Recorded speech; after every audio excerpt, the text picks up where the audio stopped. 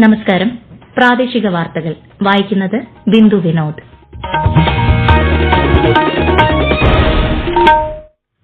പ്രധാന വാർത്തകൾ. കേരളം മെച്ചപ്പെട്ട ധനസ്ഥിതിയിലെത്തിയെന്ന പ്രതീക്ഷ പകരുന്ന 2025-26 സംസ്ഥാന ബജറ്റ് ധനമന്ത്രി കെ.എൻ. ബാലഗോപാൽ നിയമസഭയിൽ അവതരിപ്പിച്ചു. സംസ്ഥാനം അതിവേഗ വളർച്ചയുടെ പാതയിലെന്ന് ധനമന്ത്രി.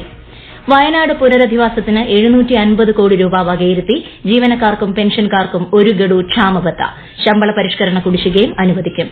നഗരവികസനത്തിന് ബജറ്റിൽ മുൻഗണന. ലൈഫ് പദ്ധതിയിലൂടെ വരും വർഷം 1 ലക്ഷം വീടുകൾ.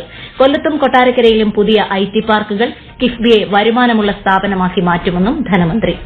റവന്യൂ വരുമാനം വർദ്ധിപ്പിക്കുന്നതിന് നടപടികൾ. കോടതി ഫീസുകളും ഭൂനികുതിയും വർദ്ധിപ്പിച്ചു. വൈദ്യുത വാഹനങ്ങളുടെ നികുതിയിലും വർധന. ബജറ്റ് നവകേരള നിർമ്മാണത്തിന് കുതിപ്പേകുമെന്ന് മുഖ്യമന്ത്രി. ധനസ്ഥിതി മെച്ചപ്പെട്ടെന്ന വാദം കാപട്യമെന്ന് കോൺഗ്രസ്. ജനങ്ങളെ നിരാശയിലാക്കുന്ന ബജറ്റെന്ന് BJP. ഹേമ കമ്മിറ്റി റിപ്പോർട്ടിന്മേലുള്ള പോലീസ് അന്വേഷണം നിർത്തിവെക്കണമെന്ന ആവശ്യം തള്ളി സുപ്രീംകോടതി. ഡൽഹി നിയമസഭാ തെരഞ്ഞെടുപ്പിന്റെ വോട്ടെണ്ണൽ നാളെ. വാർത്തകൾ വിശദമായി. രൂക്ഷമായ സാമ്പത്തിക പ്രതിസന്ധികളെ അതിജീവിച്ച് സംസ്ഥാനം മെച്ചപ്പെട്ട ധനസ്ഥിതിയിലേക്ക് എത്തിയെന്ന ശുഭാപ്തി വിശ്വാസം പകർന്ന് 2025-26 സംസ്ഥാന ബജറ്റ് ധനമന്ത്രി കെ.എൻ. ബാലഗോപാൽ നിയമസഭയിൽ അവതരിപ്പിച്ചു. ജനക്ഷേമത്തിനും വരുമാന വർധനയ്ക്കുമുള്ള മാർഗ്ഗങ്ങൾ ഉൾപ്പെടുത്തി പ്രായോഗികതയിലൂന്നിയുള്ളതാണ് സംസ്ഥാന ബജറ്റ്. കേരളം അതിവേഗ വളർച്ചയുടെ പാതയിലാണെന്ന് പറഞ്ഞ ധനമന്ത്രി സംസ്ഥാനത്തിന്റെ വളർച്ചാ നിരക്ക് ഇനിയും മെച്ചപ്പെടുമെന്ന ആത്മവിശ്വാസവും പങ്കുവച്ചു. കേരള ജനതയ്ക്ക് വലിയ ആശ്വാസം തോന്നുന്ന ഒരു സന്തോഷ വാർത്ത പറഞ്ഞുകൊണ്ടാണ് 2025-26 വർഷത്തെ സംസ്ഥാന ബജറ്റ് പ്രസംഗം ആരംഭിക്കുന്നത്. സമീപ വർഷങ്ങളിൽ സംസ്ഥാന സർക്കാരിനെ ബാധിച്ച രൂക്ഷമായ ധനഞ്ഞെരുക്കത്തിന്റെ തീക്ഷ്ണമായ ഘട്ടത്തെ കേരളം അതിജീവിച്ചിരിക്കുന്നു എന്നതാണ് ആ സന്തോഷ വാർത്ത. ധനഞ്ഞെരുക്കം രൂക്ഷമായ ഘട്ടത്തിലും വികസനക്ഷേമ പ്രവർത്തനങ്ങൾക്ക് കാര്യമായ മുടക്കം വരാതെ മുന്നോട്ട് കൊണ്ടുപോകാൻ കേരളത്തിന് കഴിഞ്ഞിരുന്നു. കേരള സമ്പദ്ഘടന അതിവേഗ വളർച്ചയുടെ ഒരു ഘട്ടത്തിലേക്ക് മുന്നേറാൻ സജ്ജമായിരിക്കുകയാണ്. വയനാട് പുനരധിവാസം, സർക്കാർ ജീവനക്കാർക്കും പെൻഷൻകാർക്കുമുള്ള ആനുകൂല്യ വിതരണം, അടിസ്ഥാന സൌകര്യ പദ്ധതികൾ എന്നിവയ്ക്ക് പ്രാധാന്യം നൽകിക്കൊണ്ടാണ് രണ്ടാം പിണറായി സർക്കാരിന്റെ അവസാന സമ്പൂർണ്ണ ബജറ്റ് ധനമന്ത്രി ഇന്ന് നിയമസഭയിൽ അവതരിപ്പിച്ചത്. വയനാട് പുനരധിവാസത്തിനായി ബജറ്റിൽ 750 കോടി രൂപ വകയിരുത്തി. പുനരധിവാസം സമയബന്ധിതമായി പൂർത്തിയാക്കുമെന്നും ധനമന്ത്രി അറിയിച്ചു. പുനരധിവാസത്തിന് 2221 കോടി രൂപ ചെലവ് വരുമെന്നാണ് പ്രതീക്ഷിക്കുന്നത്. കേന്ദ്രത്തിൽ നിന്നും നീതിപൂർവമായ സഹായം ഇക്കാര്യത്തിൽ പ്രതീക്ഷിക്കുന്നതായും ധനമന്ത്രി പറഞ്ഞു. ജീവനക്കാരുടെയും പെൻഷൻകാരുടെയും അവകാശങ്ങൾ സംരക്ഷിക്കാൻ സംസ്ഥാന സർക്കാർ പ്രതിജ്ഞാബദ്ധമാണെന്നും ധനമന്ത്രി വ്യക്തമാക്കി. ജീവനക്കാരുടെ ശമ്പള പരിഷ്കരണ കുടിശ്ശികയുടെ 2 ഗഡു ഈ സാമ്പത്തിക വർഷം തന്നെ PF-ൽ ലയിപ്പിക്കും. സർവീസ് പെൻഷൻ പരിഷ്കരണ കുടിശ്ശികയുടെ അവസാന ഗഡു ഈ മാസം തന്നെ നൽകുമെന്നും ധനമന്ത്രി അറിയിച്ചു. ജീവനക്കാർക്കും പെൻഷൻകാർക്കും 1 ഗഡു ക്ഷാമബത്ത കൂടി ഏപ്രിൽ മാസത്തിൽ അനുവദിക്കും. 2 ഗഡു DA കുടിശ്ശികയുടെ ലോക്കിംഗ് കാലാവധി ഒഴിവാക്കും. ദിവസവേതനക്കാരുടെയും കരാർ ജീവനക്കാരുടെയും വേതനം 5% വർദ്ധിപ്പിക്കുമെന്നും ധനമന്ത്രി അറിയിച്ചു. സംസ്ഥാന ജീവനക്കാരുടെ ഭവന നിർമ്മാണ വായ്പാ പദ്ധതി ശക്തിപ്പെടുത്തും. ബാങ്ക്, ധനകാര്യ സ്ഥാപനങ്ങളിൽ നിന്നും വായ്പയ്ക്ക് 2% പലിശ ഇളവ് നൽകും. ഈ വർഷം ഇതിനായിട്ട് 50 കോടി രൂപ മാറ്റിവെക്കുന്നു. സംസ്ഥാനത്തെ ദിവസ വേതന കരാറുകാരുടെ വേതനം 5% വർദ്ധിപ്പിക്കുന്നു. 1 ലക്ഷത്തിലധികം ആളുകൾക്ക് ഗുണം കിട്ടുന്നതാണ്.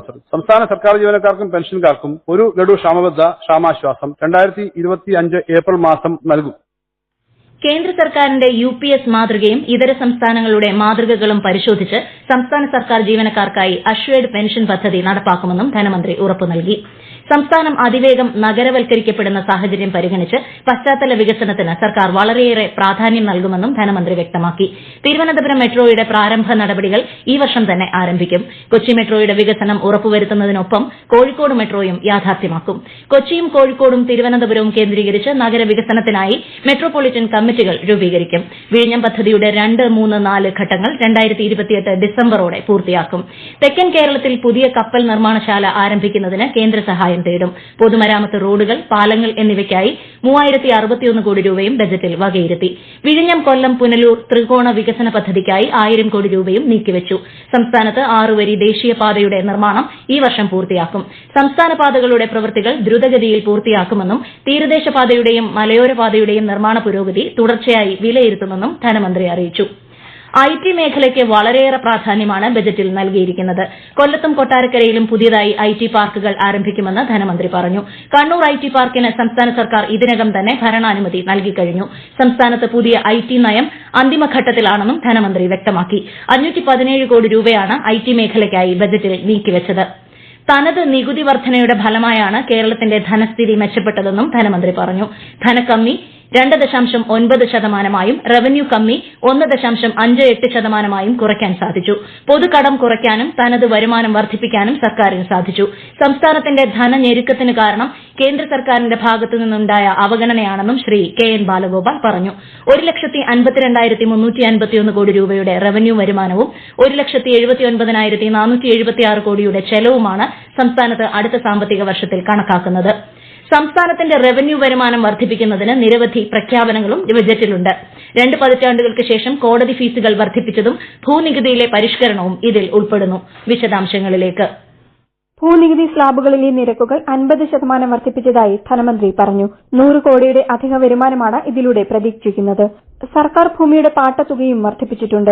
കോടതി ഫീസുകൾ പരിഷ്കരിക്കും. ഇതിലൂടെ 150 കോടി രൂപയുടെ അധിക വരുമാനമാണ് പ്രതീക്ഷിക്കുന്നത്. 15 വർഷം കഴിഞ്ഞ സ്വകാര്യ വാഹനങ്ങളുടെ നികുതി 50% വർദ്ധിപ്പിച്ചതിലൂടെ 55 കോടി രൂപയുടെ അധിക വരുമാനം പ്രതീക്ഷിക്കുന്നതായും ധനമന്ത്രി പറഞ്ഞു. വൈദ്യുത വാഹനങ്ങളുടെ നികുതിയും വർദ്ധിപ്പിച്ചു. 20 ലക്ഷത്തിലധികം വിലയുള്ള ഇലക്ട്രിക് വാഹനങ്ങൾക്ക് വാഹനവിലയുടെ 10%, 15 ലക്ഷത്തിന് മുകളിൽ വിലയുള്ള വാഹനങ്ങൾക്ക് വിലയുടെ 8%, നികുതി. സ്റ്റേജ് കാരിയേജ് ബസ്സുകളുടെ ത്രൈമാസ നികുതി 10% കുറയും. കോൺട്രാക്ട് കാരിയേജ് വാഹനങ്ങളുടെ നികുതി ഘടന ഏകീകരിക്കുന്നതിലൂടെ 15 കോടി രൂപയുടെ അധിക വരുമാനവും സർക്കാർ പ്രതീക്ഷിക്കുന്നു. News desk, Akashvani. കിഫ്ബിയെ വരുമാനമുള്ള സ്ഥാപനമാക്കി മാറ്റാൻ പഠനങ്ങൾ നടത്തുമെന്നും ധനമന്ത്രി അറിയിച്ചു. 87,436 കോടി രൂപയുടെ 1,147 പദ്ധതികൾക്കാണ് കിഫ്ബിയിലൂടെ ഇതുവരെ അംഗീകാരം നൽകിയിരിക്കുന്നത്. ലൈഫ് പദ്ധതിയിലൂടെ 1 ലക്ഷം വീടുകൾ അടുത്ത സാമ്പത്തിക വർഷത്തിൽ പൂർത്തിയാക്കും. ഭവന നിർമ്മാണ മേഖലയ്ക്ക് ഉത്തേജനം നൽകുന്നതിനായി സഹകരണ ഭവന പദ്ധതിയും ബജറ്റിൽ പ്രഖ്യാപിച്ചു. തദ്ദേശ സ്ഥാപനങ്ങൾക്കുള്ള ബജറ്റ് വിഹിതം 15,980 കോടി രൂപയായും ബജറ്റിൽ വർദ്ധിപ്പിച്ചു. 2025-26 വർഷത്തിൽ ആരോഗ്യ മേഖലയ്ക്ക് 10,431 കോടി രൂപ നീക്കിവച്ചതായി ധനമന്ത്രി അറിയിച്ചു. കാരുണ്യ പദ്ധതിക്കായി ആദ്യഘട്ടത്തിൽ 700 കോടി രൂപ നീക്കിവച്ചു. വയോജന പരിപാലനത്തിനായി 50 കോടി രൂപയും വകയിരുത്തി. മുതിർന്ന പൌരന്മാർക്ക് ഓപ്പൺ എയർ വ്യായാമ കേന്ദ്രങ്ങൾ ഒരുക്കുമെന്നും ധനമന്ത്രി പ്രഖ്യാപിച്ചു. പ്രവാസികളും നാടുമായുള്ള ബന്ധം മെച്ചപ്പെടുത്താൻ ലോക കേരള കേന്ദ്രങ്ങൾ സ്ഥാപിക്കുന്നതിന് 5 കോടി രൂപയും ബജറ്റിൽ വകയിരുത്തി. ഒട്ടേറെ മലയാളികൾ വിദേശത്ത് മെച്ചപ്പെട്ടതല്ലാത്ത സാഹചര്യത്തിൽ പണിയെടുക്കുന്നതായും എല്ലാത്തരം പ്രവാസങ്ങളെയും കണ്ണുമടച്ച് പ്രോത്സാഹിപ്പിക്കുന്ന സമീപനം തിരുത്തണമെന്നും ധനമന്ത്രി ബജറ്റ് പ്രസംഗത്തിൽ ചൂണ്ടിക്കാട്ടി. ടൂറിസം അടിസ്ഥാന സൌകര്യങ്ങൾ മെച്ചപ്പെടുത്തുന്നതിന്റെ ഭാഗമായി കെ ഹോം പദ്ധതി ആവിഷ്കരിക്കും. സംസ്ഥാനത്ത് ഒഴിഞ്ഞുകിടക്കുന്ന വീടുകൾ പരിപാലിച്ച് വിനോദസഞ്ചാരികൾക്ക് മിതമായ നിരക്കിൽ താമസ സൌകര്യമൊരുക്കുന്ന പദ്ധതിക്കായി 5 കോടി രൂപ ബജറ്റിൽ വകയിരുത്തി. കൃഷിക്കും അനുബന്ധ മേഖലകൾക്കും ബജറ്റിൽ മുന്തിയ പരിഗണന നൽകിയിട്ടുണ്ട്. കാർഷിക മേഖലയുടെ സമഗ്ര വികസനത്തിനായി 227.40 കോടി രൂപയാണ് വകയിരുത്തിയത്. ഒരു റിപ്പോർട്ട്. നെല്ല് വികസനത്തിന് 150 കോടി രൂപയും ക്ഷീരവികസനത്തിന് 120 കോടി രൂപയും മത്സ്യമേഖലയ്ക്ക് 295 കോടി രൂപയും ബജറ്റിൽ വകയിരുത്തി. ശുചിത്വ കേരളത്തിന് 30 കോടി രൂപയും കുടുംബശ്രീക്ക് 270 കോടി രൂപയും അനുവദിച്ചു. കെഎസ്ഇബിക്ക് 1088 കോടിയും ഗതാഗത മേഖലയ്ക്ക് 2065 കോടിയും വകയിരുത്തി. റീബിൽഡ് കേരള ഇനിഷ്യേറ്റീവിന് 1000 കോടി രൂപയും പട്ടികവർഗ വികസന പദ്ധതികൾക്കായി 1020 കോടി രൂപയുമാണ് ബജറ്റിൽ പ്രഖ്യാപിച്ചത്. തീരദേശ മേഖലയുടെ സമഗ്ര വികസനത്തിനായി 100 കോടി രൂപയും ഗ്രാമവികസന മേഖലയ്ക്ക് 7099 കോടി രൂപയുമാണ് നീക്കിവച്ചത്. മഹാത്മാഗാന്ധി ദേശീയ ഗ്രാമീണ തൊഴിലുറപ്പ് പദ്ധതിയിലൂടെ 10.5 കോടി തൊഴിൽ ദിനങ്ങൾ വരും വർഷം സൃഷ്ടിക്കുമെന്നും ധനമന്ത്രി അറിയിച്ചു. News desk, Akashvani. വനം വന്യജീവി സംരക്ഷണത്തിന് 305.61 കോടി രൂപ ബജറ്റിൽ അനുവദിച്ചു. ആർആർടി സംഘത്തിന്റെ എണ്ണം 28 വർദ്ധിപ്പിച്ചു. വന്യജീവി ആക്രമണം തടയാൻ 50 കോടി രൂപയുടെ പദ്ധതി ആരംഭിക്കുമെന്നും പ്രഖ്യാപനമുണ്ട്. സംസ്ഥാനത്തെ ഉന്നത വിദ്യാഭ്യാസ മേഖലയിൽ ഗവേഷണം നടത്തുന്ന വിദ്യാർത്ഥികൾക്കായി പ്രതിമാസം 10,000 രൂപയുടെ സിഎം റിസർച്ചേഴ്സ് സ്കോളർഷിപ്പ് പദ്ധതി പ്രഖ്യാപിച്ചു. പൊതുവിദ്യാഭ്യാസ മേഖലയ്ക്ക് ആകെ 2,391 കോടി രൂപയാണ് ബജറ്റിൽ വകയിരുത്തിയത്. സ്കൂൾ യൂണിഫോം പദ്ധതിക്ക് 150 കോടി രൂപയും ഉച്ചഭക്ഷണ പദ്ധതിക്ക് 402 കോടിയും അനുവദിച്ചു. ശബരിമല തീർത്ഥാടന കേന്ദ്രത്തിന്റെ വികസനത്തിനായി 1033 കോടി രൂപയുടെ മാസ്റ്റർ പ്ലാൻ തയ്യാറാക്കുമെന്നും ധനമന്ത്രി അറിയിച്ചു. തിരൂർ തുഞ്ചൻ പറമ്പിൽ ND സ്മാരകത്തിന്റെ ആദ്യഘട്ടത്തിന് 5 കോടി രൂപ പ്രഖ്യാപിച്ചു. വൈക്കം സത്യാഗ്രഹ സ്മാരകത്തിനായി 5 കോടി രൂപയും കൊച്ചി മുസിരിസ് ബിനാലെയുടെ 2025-26 എഡിഷനായി 7 കോടി രൂപയും വകയിരുത്തി. ഈ വാർത്തകൾ ആകാശവാണിയിൽ നിന്ന്. ആകാശവാണി വാർത്തകളും വാർത്താധിഷ്ഠിത പരിപാടികളും All India Radio news Thiruvananthapuram YouTube ചാനലിലും All India Radio news Thiruvananthapuram Facebook പേജിലും AR News_ തിരുവനന്തപുരം ഇൻസ്റ്റഗ്രാം അക്കൌണ്ടിലും AR News_TVM X ഹാൻഡിലും ലഭ്യമാണ്. നവകേരള നിർമ്മാണത്തിന് കുതിപ്പ് നൽകാൻ കഴിയുന്നതാണ് സംസ്ഥാന ബജറ്റെന്ന് മുഖ്യമന്ത്രി പിണറായി വിജയൻ. ബദൽ വിഭവ സമാഹരണത്തിന്റെ വഴികൾ കണ്ടെത്തി കേരളം അതിജീവിക്കും എന്നതിന്റെ തെളിവ് രേഖ കൂടിയാണ് ബജറ്റെന്നും മുഖ്യമന്ത്രി പറഞ്ഞു. സംസ്ഥാനത്തിന്റെ ധനസ്ഥിതി മെച്ചപ്പെട്ടതായുള്ള ധനമന്ത്രിയുടെ പ്രസ്താവന കാപട്യമാണെന്ന് പ്രതിപക്ഷ നേതാവ് വി ഡി സതീശൻ പ്രതികരിച്ചു. ഭൂനികുതിയിൽ ഭീകര കൊള്ളയാണെന്നും കടബാധ്യത തീർക്കാനുള്ള വിഹിതം പോലും ബജറ്റിലില്ലെന്നും പ്രതിപക്ഷ നേതാവ് വാർത്താസമ്മേളനത്തിൽ പറഞ്ഞു.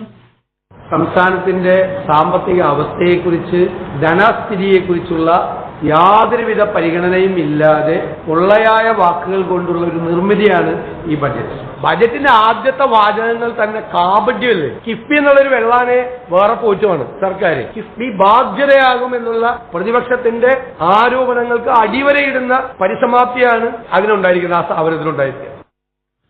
ബജറ്റിൽ ഇലക്ട്രിക് വാഹനങ്ങളുടെ നികുതി കൂട്ടിയത് കാലാവസ്ഥാ വ്യതിയാനത്തെ ചെറുക്കാനുള്ള കേരളത്തിന്റെ ശ്രമങ്ങൾക്ക് തിരിച്ചടിയാണെന്ന് കെപിസിസി അധ്യക്ഷൻ കെ സുധാകരൻ പ്രതികരിച്ചു. ജനങ്ങളെ നിരാശയിലാക്കുന്നതാണ് സംസ്ഥാന ബജറ്റെന്നും കേരളത്തിന്റെ സാമ്പത്തിക പ്രതിസന്ധി പരിഹരിക്കുന്ന ഒരു നിർദ്ദേശവും ബജറ്റിൽ ഇല്ലെന്നും ബിജെപി സംസ്ഥാന അധ്യക്ഷൻ കെ സുരേന്ദ്രൻ പ്രതികരിച്ചു. കേന്ദ്രവിഹിതം കൃത്യമായി വിനിയോഗിക്കുന്നില്ല എന്നതാണ് സംസ്ഥാന ബജറ്റ് പ്രഖ്യാപനത്തിലൂടെ മനസ്സിലാകുന്നതെന്ന് മുൻ കേന്ദ്രമന്ത്രി വി മുരളീധരനും വിമർശിച്ചു. സംസ്ഥാന സമ്പദ് വ്യവസ്ഥയുടെ എല്ലാ മേഖലകളിലും വളർച്ച മെച്ചപ്പെട്ടതായി വ്യക്തമാക്കുന്ന 2024 സാമ്പത്തിക അവലോകന റിപ്പോർട്ട് ധനമന്ത്രി ബജറ്റിന് മുന്നോടിയായി നിയമസഭയുടെ മേശപ്പുറത്ത് വെച്ചു. സംസ്ഥാനം സ്വീകരിച്ച നയപരമായ സമീപനങ്ങൾക്ക് ഇതിൽ സുപ്രധാന പങ്കുണ്ടെന്നും റിപ്പോർട്ടിൽ പറയുന്നു. എന്നാൽ സാമ്പത്തിക അവലോകന റിപ്പോർട്ട് നിയമസഭയിൽ മുൻകൂട്ടി സമർപ്പിക്കാത്തതിൽ പ്രതിപക്ഷം ക്രമപ്രശ്നം ഉന്നയിച്ചു. പ്രതിപക്ഷത്തിന്റെ ആവശ്യം ന്യായമാണെന്നും റിപ്പോർട്ട് മുൻകൂറായി നൽകാൻ ഭാവിയിൽ ക്രമീകരണം ഒരുക്കണമെന്നും സ്പീക്കർ എൻ ഷംസീർ ധനവകുപ്പിന് നിർദ്ദേശം നൽകി. സംസ്ഥാന ബജറ്റുമായി ബന്ധപ്പെട്ട് ആകാശവാണി തിരുവനന്തപുരം പ്രാദേശിക വാർത്താ വിഭാഗം അവതരിപ്പിക്കുന്ന പ്രത്യേക പരിപാടി ഇന്ന് രാത്രി 7:35 കേൾക്കാം. ജസ്റ്റിസ് ഹേമ കമ്മിറ്റിയുടെ മുമ്പാകെയുള്ള മൊഴികളിന്മേൽ പോലീസ് അന്വേഷണം നിർത്തിവെക്കണമെന്ന ആവശ്യം സുപ്രീംകോടതി തള്ളി. സാക്ഷികളും അതിജീവതകളും നൽകിയ മൊഴികളുടെ അടിസ്ഥാനത്തിൽ എഫ്ഐആർ രജിസ്റ്റർ ചെയ്യണമെന്ന കേരള ഹൈക്കോടതിയുടെ നിർദ്ദേശങ്ങളിൽ ഇടപെടാൻ സാധിക്കില്ലെന്ന് സുപ്രീംകോടതി വ്യക്തമാക്കി. ചലച്ചിത്ര നിർമ്മാതാവ് സജിമോൻ പാറയിലും മൊഴി നൽകിയ 2 നടിമാരും സമർപ്പിച്ച ഹർജി തീർപ്പാക്കിക്കൊണ്ടാണ് സുപ്രീംകോടതി ഉത്തരവ്. കൊച്ചി വിമാനത്താവളത്തിന്റെ ആഭ്യന്തര ടെർമിനലിന് സമീപം മാലിന്യക്കുഴിയിൽ വീണ് രാജസ്ഥാൻ സ്വദേശിയായ 3 വയസ്സുള്ള കുട്ടി മരിച്ചു. കുട്ടിയെ കാണാതായത് ശ്രദ്ധയിൽപ്പെട്ടതിനെ തുടർന്ന് നടത്തിയ തിരച്ചിലിൽ പൊതുജനങ്ങൾക്ക് പ്രവേശനമില്ലാത്ത സ്ഥലത്തെ മാലിന്യക്കുഴിയിൽ കുട്ടി വീണതായി കണ്ടെത്തുകയായിരുന്നു. ഡൽഹി നിയമസഭാ തെരഞ്ഞെടുപ്പിന്റെ വോട്ടെണ്ണൽ നാളെ. ഒരുക്കങ്ങൾ പൂർത്തിയായതായി തെരഞ്ഞെടുപ്പ് കമ്മീഷൻ അറിയിച്ചു. ഈ മാസം 5-നാണ് ഡൽഹിയിലെ 70 അംഗ നിയമസഭയിലേക്ക് വോട്ടെടുപ്പ് നടന്നത്. റിപ്പോ നിരക്ക് 6.5% നിന്ന് 6.25% കുറച്ച് റിസർവ് ബാങ്ക്. 5 വർഷത്തിനിടെ ആദ്യമായാണ് അടിസ്ഥാന ബാങ്കിംഗ് നിരക്കുകളിൽ RBI കുറവ് വരുത്തുന്നത്. വായ്പാ പലിശ നിരക്കുകൾ ഇതുമൂലം കുറയും. കേന്ദ്ര ബജറ്റിന്മേലുള്ള പൊതുചർച്ച ലോക്സഭയിൽ ഇന്ന് നടന്നു. നിരവധി ഭരണ പ്രതിപക്ഷ അംഗങ്ങൾ ചർച്ചയിൽ പങ്കെടുത്തു. സ്വകാര്യ ബില്ലുകളാണ് രാജ്യസഭ ഇന്ന് പരിഗണിച്ചത്. 130ാമത് മാരാമൺ കൺവെൻഷന് മറ്റന്നാൾ തുടക്കമാകും. മലങ്കര മാർത്തോമ സുറിയാനി സഭയുടെ പരമാധ്യക്ഷൻ ഡോക്ടർ തിയോഡോഷ്യസ് മാർത്തോമ മെത്രാപ്പൊലീത്ത ഉദ്ഘാടനം ചെയ്യും. പമ്പ നദീതീരത്ത് ഈ മാസം 16 വരെയാണ് കൺവെൻഷൻ. തീർത്ഥാടകരുടെ സൌകര്യാർത്ഥം KSRTC പ്രത്യേക സർവീസ് നടത്തുന്നുണ്ട്. കന്യാകുമാരി പുനലൂർ കന്യാകുമാരി ട്രെയിന് പരവൂരിൽ നാളെ മുതൽ സ്റ്റോപ്പ് അനുവദിക്കും. പരവൂരിലെത്തുന്ന ട്രെയിനിന്റെ ഫ്ളാഗ് ഓഫ് കേന്ദ്ര സഹമന്ത്രി ജോർജ് കുര്യൻ നിർവഹിക്കും. സംസ്ഥാനത്ത് ഒറ്റപ്പെട്ടയിടങ്ങളിൽ ഇന്നും നാളെയും സാധാരണയേക്കാൾ 2 മുതൽ 3 ഡിഗ്രി സെൽഷ്യസ് വരെ താപനില ഉയരാൻ സാധ്യതയെന്ന് കേന്ദ്ര കാലാവസ്ഥാ വകുപ്പ്. പൊതുജനങ്ങൾ ജാഗ്രത പാലിക്കണമെന്നും നിർദ്ദേശം. 38ാമത് ദേശീയ ഗെയിംസ് പുരുഷ ഫുട്ബോൾ ഫൈനലിൽ കേരളം ഉത്തരാഖണ്ഡിനെ നേരിടുന്നു. ഹൽദ്വാനിയിലെ ഇന്ദിരാഗാന്ധി സ്പോർട്സ് കോംപ്ലക്സിലാണ് മത്സരം. പ്രധാന വാർത്തകൾ വീണ്ടും. കേരളം മെച്ചപ്പെട്ട ധനസ്ഥിതിയിലെത്തിയെന്ന പ്രതീക്ഷ പകരുന്ന 2025-26 സംസ്ഥാന ബജറ്റ് ധനമന്ത്രി KN ബാലഗോപാൽ നിയമസഭയിൽ അവതരിപ്പിച്ചു. സംസ്ഥാനം അതിവേഗ വളർച്ചയുടെ പാതയിലെന്ന് ധനമന്ത്രി. വയനാട് പുനരധിവാസത്തിന് 750 കോടി രൂപ വകയിരുത്തി ജീവനക്കാർക്കും പെൻഷൻകാർക്കും 1 ഗഡു ക്ഷാമബത്ത ശമ്പള പരിഷ്കരണ കുടിശ്ശികയും അനുവദിക്കും. നഗരവികസനത്തിന് ബജറ്റിൽ മുൻഗണന. ലൈഫ് പദ്ധതിയിലൂടെ വരും വർഷം 1 ലക്ഷം വീടുകൾ. കൊല്ലത്തും കൊട്ടാരക്കരയിലും പുതിയ IT പാർക്കുകൾ. കിഫ്ബിയെ വരുമാനമുള്ള സ്ഥാപനമാക്കി മാറ്റുമെന്നും ധനമന്ത്രി. റവന്യൂ വരുമാനം വർദ്ധിപ്പിക്കുന്നതിന് നടപടികൾ. കോടതി ഫീസും ഭൂനികുതിയും വർദ്ധിപ്പിച്ചു. വൈദ്യുത വാഹനങ്ങളുടെ നികുതിയിലും വർധന. ബജറ്റ് നവകേരള നിർമ്മാണത്തിന് കുതിപ്പേകുമെന്ന് മുഖ്യമന്ത്രി.